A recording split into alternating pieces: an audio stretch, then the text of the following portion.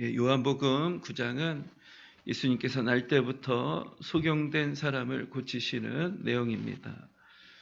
주님께서 앞을 보지 못하는 사람을 만나시고 침을 뱉으셔서 그 흙을 짓이기셔서 그 진흙을 그 소경의 눈에 바르십니다. 그리고 실로암 뭇가로 가서 씻으라 라고 말씀하시고 순종했을 때 눈이 떠지는 역사가 나타나게 됩니다.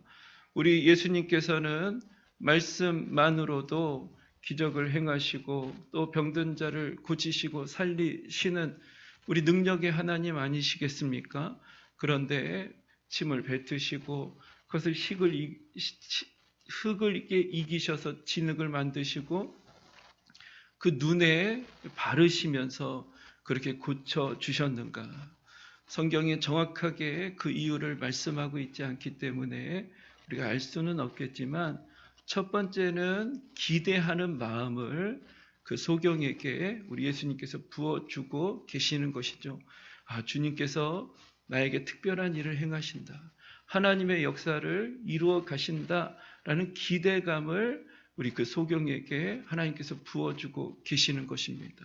우리 하나님께서 어느 곳에 역사하십니까? 누구를 통해 역사하십니까? 하나님을 기대하고 사모하고 또 간구하고 소원하는 곳에 역사하시고 그런 사람들 가운데 임재하시는 줄 믿습니다. 하나님을 갈망하시고 기대하시길 주님의 이름으로 축복을 드립니다. 그리고 두 번째는 사랑의 터치죠. 주님께서 그의 몸을 만지시면서 물론 제가 제 침을 뱉고 그걸 진흙을 이겨서 여러분들의 눈에 바른다고 생각해 보십시오. 아마 뒤로 다 까무러칠 겁니다. 우리 목사님 뭐 잘못 드셨나? 그런데 우리 예수님이시잖아요. 예수님께서 그의 손길을 통해서 그 날 때부터 소경된 심령, 공고하고 또 외롭고 지치고 상한 심령을 주님의 손길로 만져주실 때 하나님의 역사가 나타나게 되는 것입니다. 저 축복합니다. 우리 주님께서 저와 여러분들의 마음도 만져주시고 삶을 만져주시고 육체도 만져주시고 자녀들도 만져주시길 예수님의 이름으로 축복을 드립니다. 이렇게 축제의 현장이 나타나고 있었지만 거기에도 부정적인 시선으로 상황을 해석하는 사람들이 있었습니다. 유대인들입니다. 유대인들이 부정하는 것은 뭐냐? 크게 두 가지인데요. 첫 번째는 왜 안식일에 사람을 고치냐는 것입니다. 자주 말씀드렸지만 안식일은 뭘 하지 않는 것이 아닙니다. 안식일은 하나님께서 우리를 살리시기 위해서 주신 날입니다. 쉼을 통해서 육체를 살리시고 또 예배를 통해서 믿음의 교제를 통해서 우리 영혼을 살려주시는 날이 안식일이잖아요. 그러면 육체가 병들고 힘든 영혼들 우리 주님께서 당연히 가서 도와주고 고쳐주시고 살려주시는 것이 하나님의 뜻 아니겠습니까? 안식일이라 할지라도 그 영혼을 불쌍히 여겨서 도와주고 치유해줘야 되지 않겠습니까? 그런데 유대인들이 하는 말이 왜 안식일에 일을 하냐라고 하면서 예수님을 비난하고 정죄하고 있는 것입니다. 안식일에 대해서 예수님 범했다고 예수님을 부정하고 있고요. 유대인들이 부정하는 또 한 가지는 진짜 소경이었다가 고침받은 거 맞냐라는 것입니다. 15절 말씀 보면요. 그러므로 바리새인들도 그가 어떻게 보게 되었는지를 물으니 이르되 그 사람이 진흙을 내 눈에 바르매 내가 씻고 보나이다 하니 너 어떻게 고침받게 되었어? 예수님께서 내 눈에 진흙을 바르시고 또 씻게 되었더니 내가 보게 되었나이다. 이렇게 소경이 유대인들에게 답변을 했던 것입니다. 그러니까 17절, 18절에 이에 맹인되었던 자에게 다시 묻되 그 사람이 내 눈을 뜨게 하였으니 너는 그를 어떠한 사람이라 하느냐? 대답하되 선지자니이다 하니 유대인들이 그가 맹인으로 있다가 보게 된 것을 믿지 아니하고 그의 부모를 불러 묻되 내가 눈을 뜨게 됐습니다. 기적이 나타났습니다. 내가 경험했습니다. 고백하고 있는데 믿지를 않는 것입니다. 그래서 또 그 부모를 부릅니다. 19절, 20절인데요. 이는 너희 말에 맹인으로 났다 하는 너희 아들이냐? 그러면 지금은 어떻게 해서 보느냐? 그 부모가 대답하여 이르되 이 사람이 우리 아들인 것과 맹인으로 난 것을 아나이다. 내가 이 아들 맞습니다. 그리고 맹인으로 태어난 건 맞습니다. 그리고 그 뒤에 보면 맹인이었는데 지금은 눈이 고침을 받고 회복된 건 맞습니다. 이렇게 답변을 하거든요. 그러면 믿어야 되는 거 아니겠습니까? 인정해야 되는 거 아니겠습니까? 그랬더니 또 다시 소경을 부릅니다. 24절부터 27절. 이에 그들이 맹인이었던 사람을 두 번째 불러 이르되 너는 하나님께 영광을 돌리라. 우리는 이 사람이 죄인인 줄, 이 사람은 예수님을 의미하는 것이죠. 예수님이 죄인인 줄 아노라. 대답하되 소경이 대답하는 것입니다. 그가 죄인인지 내가 알지 못하나 한 가지 아는 것은 내가 맹인으로 있다가 지금 보는 그것이니이다. 그들이 이르되 그 사람이 내게 무엇을 하였느냐? 어떻게 내 눈을 뜨게 하였느냐? 대답하되 내가 이미 일렀어도 듣지 아니하고 어찌 다시 듣고자 하나이까? 당신들도 그의 제자가 되려 하나이까? 계속해서 다람쥐 쳇바퀴 돌듯이 반복적으로 의심하고 믿지 않는, 그래서 결국 끝까지 주님을 믿지 않는, 주님의 역사를 믿지 않는 이 유대인들의 모습을 보게 되는 것입니다. 주님께서 놀라운 역사를 행하고 계신데 눈이 있어도 보지를 못하는 것입니다. 영적인 소경이고 영적인 장님입니다. 이것은 제자들도 마찬가지입니다. 제자들이 지금까지 주님과 함께 얼마나 많은 기적을 경험했습니까? 가나 혼인잔치의 기적, 오병이의 기적, 바람과 바다도 잠잠케 하시고 귀신도 쫓아내시고 병든 자를 살리시는 놀라운 은혜와 역사를 계속해서 행하시지 않았습니까? 그리고 제자들은 주님과 함께 생활하면서 3년 넘게 생활하면서 주님의 마음이 무엇인지, 주님의 뜻이 어디에 있는지 말씀을 통해 직접 배웠고 훈련받지 않았겠습니까? 그러면 길을 걸어가다가 앞을 보지 못하고 구걸하는 소경을 만나면 어떻게 해야 되겠습니까?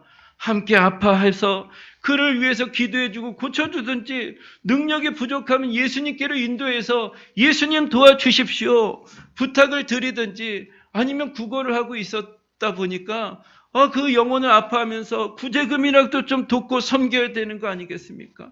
그런데 제자들의 반응을 보세요. 요한복음 9장 2절입니다. 우리 같이 함께 읽겠습니다. 시작. 제자들이 물어 이르되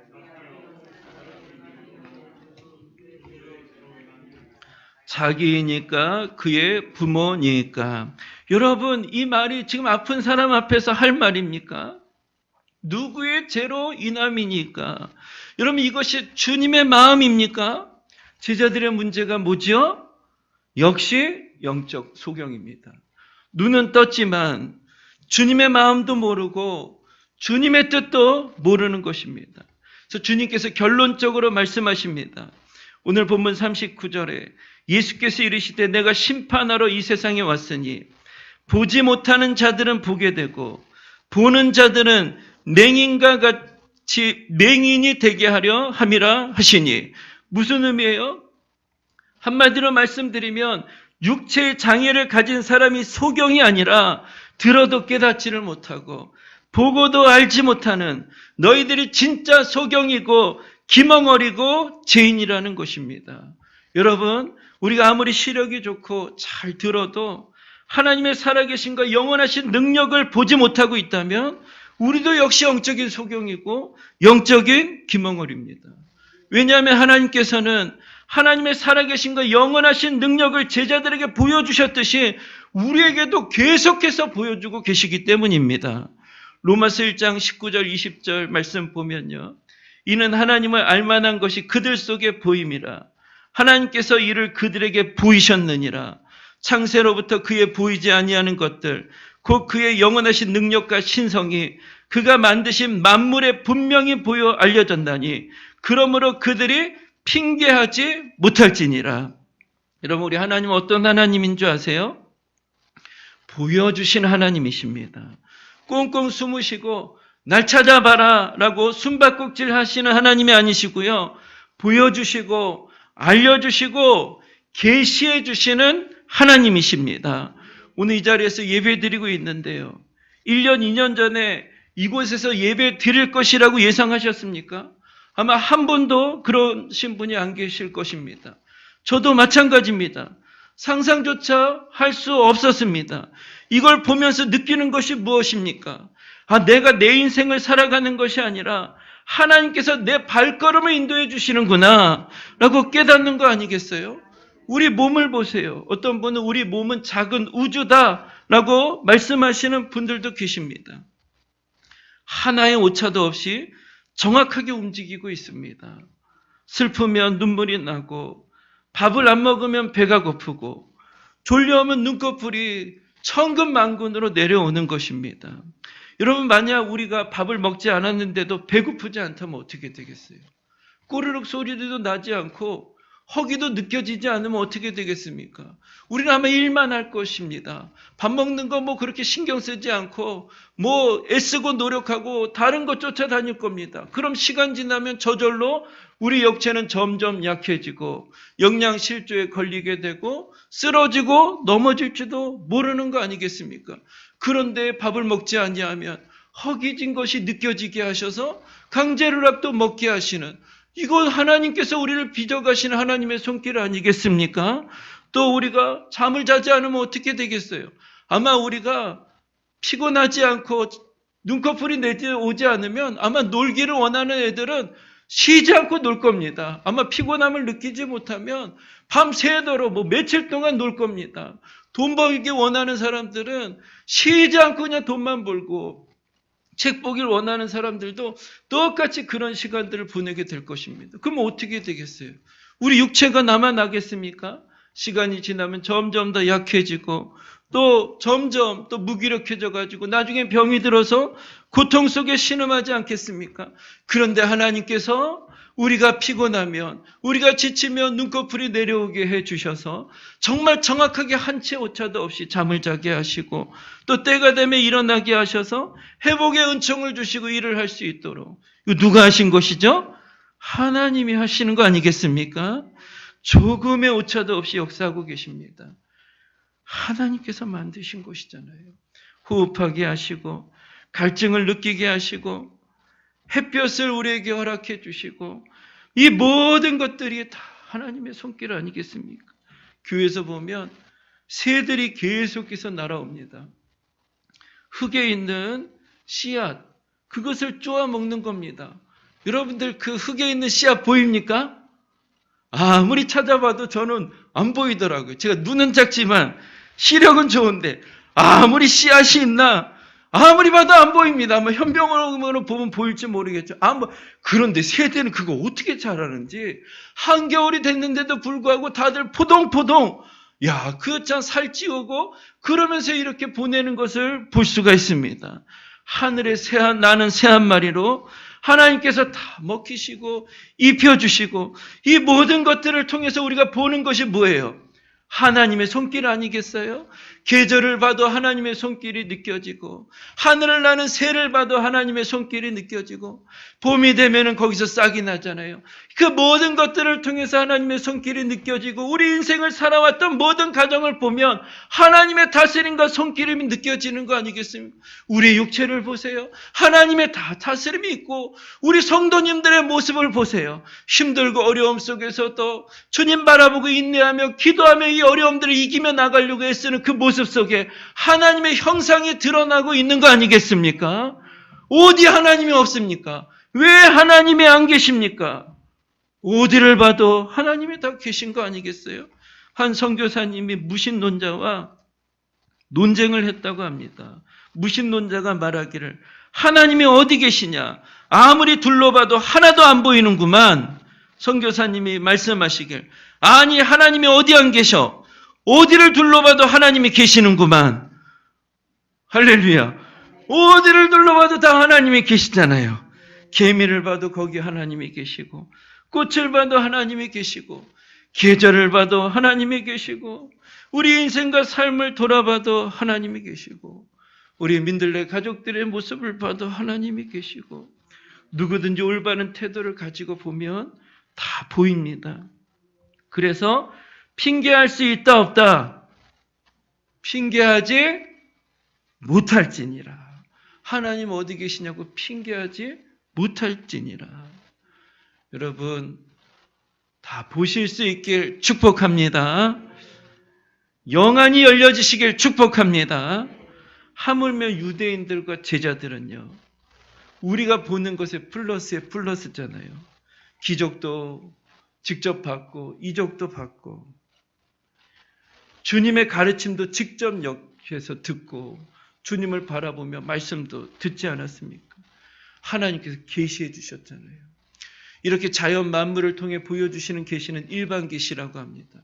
특별히 기적을 통해 또 주님의 말씀을 통해 이 성경도 특별 계시죠. 우리에게 주시는 특별 계시. 그런데 유대인들과 제자들은 특별이죠. 주님 옆에서 직접 예수님을 보고 하나님의 음성을 듣고 우리 주님께서 하시는 일들을 그 옆에서도 보지 않았습니까? 정말 플러스에 플러스의 은혜를 받는데도 보지를 못하는 것입니다. 마태복음 13장 14절 너희가 듣기는 들어도 깨닫지 못할 것이요 보기는 보아도 알지 못하리라. 왜요? 영안이 닫힌 것입니다. 하나님께서 저와 여러분들에게 계속해서 영안을 열어주시길 주님의 이름으로 축복을 드립니다. 그럼 누가 보지 못하냐?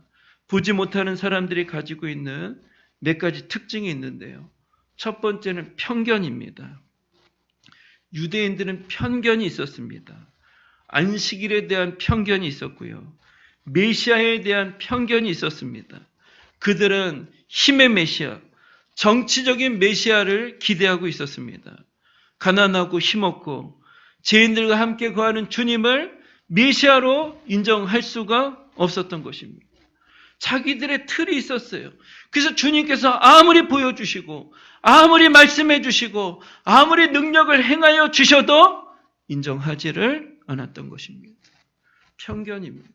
열왕기하 5장에 보면 아람의 나아만 장군이 나옵니다. 나병을 앓고 있었습니다.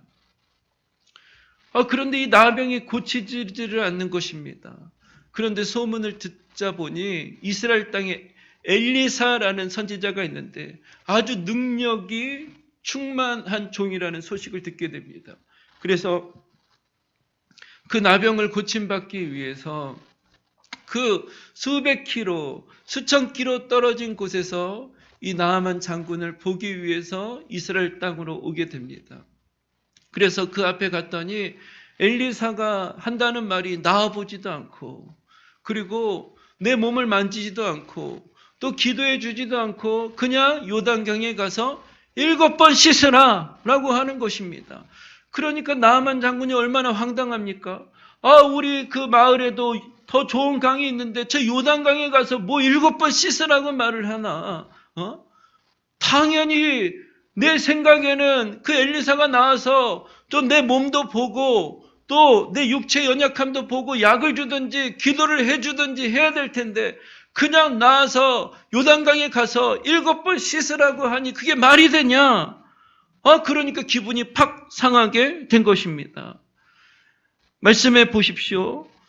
11절 나아만이 노하며 물러가며 이르되 내 생각에는 그가 내게로 나와서 그의 하나님 여호와의 이름을 부르고 그의 손을 그 위에 흔들어 나병을 고칠까 하였도다. 뭐가 작동되고 있는 것이죠? 내 생각에는 내가 가진 틀이 있는 것입니다. 편견이 있는 것입니다. 아니 고쳐주려면 이렇게 해야지. 나와서 내 얼굴도 보고 내 좀 육체도 보고 약을 주든지 아니면 내 손에 내게로 와서 여호와 하나님의 이름을 부르고 그의 손을 그 부위에 흔들어 내 몸을 보면서 흔들면서 할렐루야 주님 역사에 주시옵소서 임재에 주시옵소서 치료의 감사를 바라여 주시옵소서 주여 믿습니다. 이렇게 기도해야 벌써 아멘이 나오잖아요. 이렇게 돼야 역사가 나타나는 것이지. 나와보지도 않고 그냥 요단강에 가서 7번 씻으다. 그게 말이 되겠어요? 그러니까 그냥 돌아가려고 합니다. 그런데 같이 왔던 종이 아니 여기까지 왔는데 믿자야 본전 아니겠습니까? 그냥 이렇게 어렵게 시간 내서 왔는데 그리고 지금 몸이 지금 뭐 죽느냐 사느냐 그건데 지금 뭐 따질 게 어디 있겠습니까? 우리 한번 그냥 믿지는 셈 치고 해봅시다 라고 했더니 어떻게 되죠? 자, 하나님의 역사가 나타나게 되는 줄 믿습니다. 편견입니다. 편견이 있으면 하나님을 볼 수가 없습니다. 기도한다고 돼? 저 사람이 변화되겠어? 교회 부흥 일어나겠어? 내 생각에는 어림도 없어. 변화 안 돼. 부흥 일어날 수 없어. 소경의 눈은 떠지지 않아. 다 편견입니다. 내 생각입니다. 생각한 대로 또 안 되는 거 아니겠습니까? 하나님이 하게 하시면 하는 것이요. 되게 하시면 되는 것인 줄 믿습니다. 그래서 하나님 말씀이면 내 생각과 같지 않다 할지라도 상식과 맞지 않다 할지라도 순종하는 것입니다. 하나님의 말씀 앞에 복종하는 것입니다. 그럴 때 살아계신 하나님, 임재하시는 하나님, 나와 함께 하시는 하나님을 경험하는 은혜와 역사가 저 여러분들 가운데 임하게 되는 줄 믿습니다. 그리고 바리새인들의 문제, 왜 이들이 영안이 닫혔는가? 두 번째는요, 부정적인 태도입니다. 유대인들은 늘 부정적입니다. 마태복음 11장 18절, 19절 말씀 우리 같이 함께 읽겠습니다. 시작. 요한이 와서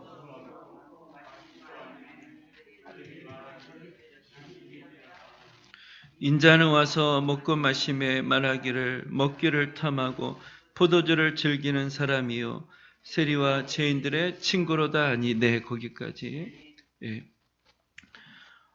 유대인들이 세례 요한이 왔습니다. 세례 요한은 예수님의 길을 예비하기 위해서 예수님을 소개하기 위해서 예수님보다 먼저 보내진 하나님의 종이잖아요. 주님의 길을 평탄케 하기 위해서 돕기 위해서 정말 하나님의 사명을 가지고 온 그 어둠 속에서 정말 하나님의 소리를 증거하는 귀한 종으로 하나님 보내시지 않았습니까? 얼마나 책임이 막중합니까? 예수님 이 땅에 오시길 그가 사모하고 예비해야 되잖아요. 기도하지 않고 어떻게 하겠습니까? 금식하지 않고 어떻게 하겠습니까? 그러니까 세례 요한이 먹지도 않고 마시지도 않고 금식하면서 주님의 길을 예비하는 귀한 사명과 직분을 감당했던 것입니다. 그랬더니 바리새인들이 한다는 말이 저 사람이 먹지도 않고 마시지도 않는 거 보니까 귀신이 들렸다 이렇게 말하는 겁니다. 그 예수님이 오셨어요. 예수님은 이 땅에 우리에게 천국을 경험하기 위해서 천국을 누리게 하시기 위해서 그래서 이 땅에서 주님과 함께 천국을 경험하게 하셔서 영원한 천국을 사모하게 하시고 그 땅을 기대하게 하시기 위해서 예수님이 신랑 되신 예수님 우리는 신부 아니겠습니까? 같이 주님과 함께 혼인잔치를 하면 잔치집이잖아요. 함께 먹고 마시고 함께 교제하며 기뻐하는 것이 신앙생활 아니겠습니까? 그래서 천국에 가서도 기뻐 잔치하면서 이 땅에서도 우리가 주일날 같이 믿음의 교인들이 모였을 때 잔치하면서 이렇게 예배하고 웃으며 서로 섬기는 것이 신앙생활 아니겠습니까? 그래서 주님께서 그와 같은 믿음의 본을 보여주셨어요. 가나 혼인잔치의 역사를 허락해 주셨고 제자들과 최후의 만찬을 통해서 은혜를 베풀어 주시지 않았습니까? 그랬더니 유대인들이 하는 말이 뭐라고요? 먹기를 탐하는 자다. 예수님을 향해서 먹기를 탐하는 자다. 이렇게 하면 이렇게 부정적으로 말하고 저렇게 하면 저렇게 부정적으로 말하고 그런 사람들에게 영안이 열리겠습니까? 그런 사람들에게 어떻게 하나님의 역사하심이 증거되고 나타날 수 있겠습니까? 전에도 잠깐 들었던 예화인데요. 이런 예화가 있습니다. 목사가 젊으면 경험이 없어 불안하다 하고 목사가 늙으면 시대에 맞지 않아서 진보하다고 하고 목사가 잘생기면 제비족 같다고 하고 못생기면 품위가 없다고 하고 품위가 없어 건의가 없다고 하고 자식을 많이 낳으면 무절제하다고 하고 아들만 많이 나오면 욕심만 많다고 하고, 딸만 많이 나오면 그 정도 기도 응답도 받지 못한다고 하고, 좋은 집에 살면 사치한다고 하고, 못 살면 축복도 받지 못한 목사라고 하고, 좋은 차 타고 다니면 가소비 한다고 하고, 나쁜 차 타고 다니면 장로님과 성도님들에게 사랑도 받지 못한 목사라고 하고, 11조에 대해 말하면 돈만 안다고 하고, 11조나 말하지 아니하면 가르치지 않는 무책임한 목사라고 하고, 주여 어쩌라고요? 어쩌라고? 어떻게 하라는 겁니까? 이러면 이래서 문제, 저러면 저래서 문제. 그럼 뭐 어쩌라고 하는 겁니까? 어쩌라고? 예? 우리 교회 성도님들 가운데 이런 분들 한 분도 안 계신 줄 믿습니다. 이런 자세로 신앙생활하면 어떻게 영안이 열려지겠습니까? 하나님 만날 수 있겠습니까? 보여주셔도 볼 수 있겠습니까? 주님은 오히려 반대죠. 할 수 있거든요. 무슨 말이냐? 믿는 자에게 능치 못함이 없느니라. 현재의 고난은 장차 나타날 영광과 좋게 비교할 수 없도다. 주님은 긍정입니다. 그렇죠? 주님이 부정적으로 말하는 거 보셨어요? 긍정입니다. 미래를 소망하고 바라며 기대하는 것이 우리 예수님 아니겠습니까? 시몬을 만나고 나서도 얼마나 실수가 많습니까? 얼마나 연약합니까? 그런데 그를 보자마자 너는 게바라고 하겠다. 게바는 뭐야? 반석이잖아요. 반석. 베드로라고 하겠다. 반석 같은 사람으로 만들겠다. 그러니까 주님께서 얼마나 많은 실수를 합니까? 주님을 부인하는데도 불구하고 그의 약점과 부족함을 바라보는 것이 아니라 그에 있는 귀한 점을 바라보면서 인정해 주시고 피그말리온 호가라고 그렇게 믿고 선포하는 대로 되는 줄 믿습니다. 믿음의 역사가 나타나지 않습니까? 말하는 대로 되고 생각하는 대로 되는 거 아니겠습니까? 왜 자꾸 영안이 닫히냐? 부정적인 태도입니다. 그리고 마지막으로 왜 영안이 닫히냐? 세 번째는 우리 시선이 자꾸 떡에 가 있기 때문입니다. 제자들은 주님과 동행했지만 제자들의 관심은 예수님이 아니었습니다. 그들의 관심은 한마디로 떡이었습니다.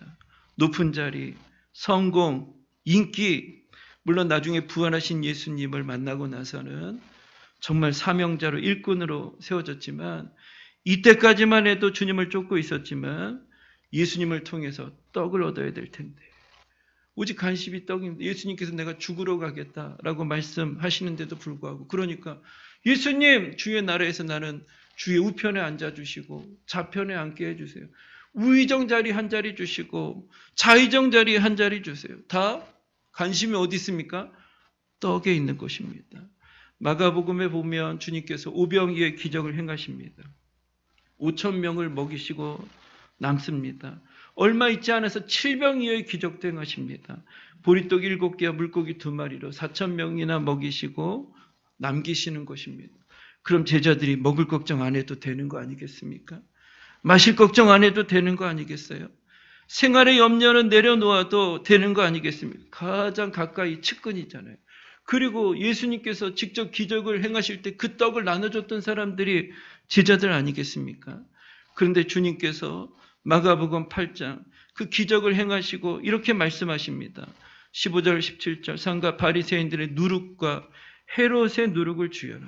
이 누룩이라는 건 그들의 가르침을 의미하는 것입니다. 바리새인들의 가르침, 그들의 외식주의, 형식주의를 조심해야 된다. 그리고 헤롯의 누룩은 헤롯이 음란한 사람이잖아요. 정욕적인 사람이잖아요.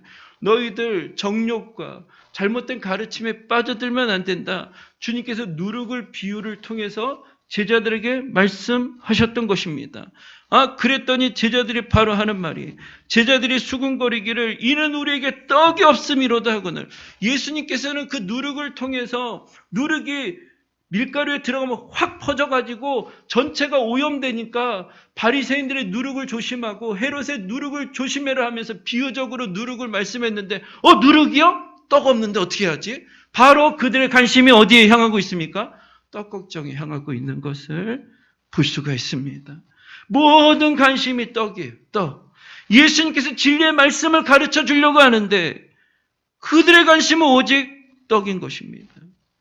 예수님께서 아시고 이르시되 너희가 어찌 떡이 없음으로 수군거리느냐. 아직도 알지 못하며 깨닫지 못하느냐? 너희 마음이 둔하냐? 제자들은 바리새인들처럼 삐딱하진 않았습니다. 그런데 늘 떡 걱정입니다. 먹는 걱정, 자식 걱정, 건강 걱정, 물질 걱정. 그러자 마음이 어떻게 됩니까? 둔감해지는 것입니다. 둔해지는 것입니다. 먹는 것에는 민감한데 영적인 것에는 둔감해지는 것입니다. 기적을 경험했어도 말씀을 깨달았어도 관심이 늘 떡에 가 있으면 영적으로 둔감해집니다. 우리도 마찬가지예요. 가끔 은혜를 받습니다. 간증도 합니다. 오늘은 정말 특별히 말씀을 통해서 정말 세임도 받고 어떤 경우에는 대박이 나가지고 막 눈물도 막 흘립니다. 그런데 뒤돌아보면 다 잊어버립니다. 지난주에 설교 뭐 했죠? 잘 모르겠는데요. 하나도 기억이 안 납니다. 왜요? 다 떡 걱정하느라고. 먹는 문제, 자식 문제, 건강 걱정, 물질 걱정. 예배당 문만 나가면 다 걱정. 수많은 떡 걱정이 우리를 영적으로 깨어있게 만드는 것이 아니라 둔감해지게 만드는 것입니다. 그래서 주님께서는 아무것도 염려하지 말고 오직 모든 일에 기도와 간구로 너희 구할 것을 감사함으로 하나님께 아뢰라. 염려하지 말고 뭐 하라고요? 기도하라. 염려할 시간에 기도하라는 것입니다. 걱정할 시간에 기도하라는 것입니다. 기도하면서 영을 지키고 마음을 지키고 눈을 지키라는 것입니다. 그래 영혼이 잘된 같이 범사가 잘되고 강건케 되는 것입니다. 마태복음 13장 16절 그러나 너희 눈은 봄으로 너희 귀는 들음으로 복이 있도다. 여러분 우리 한 주간 어떻게 보내셨어요?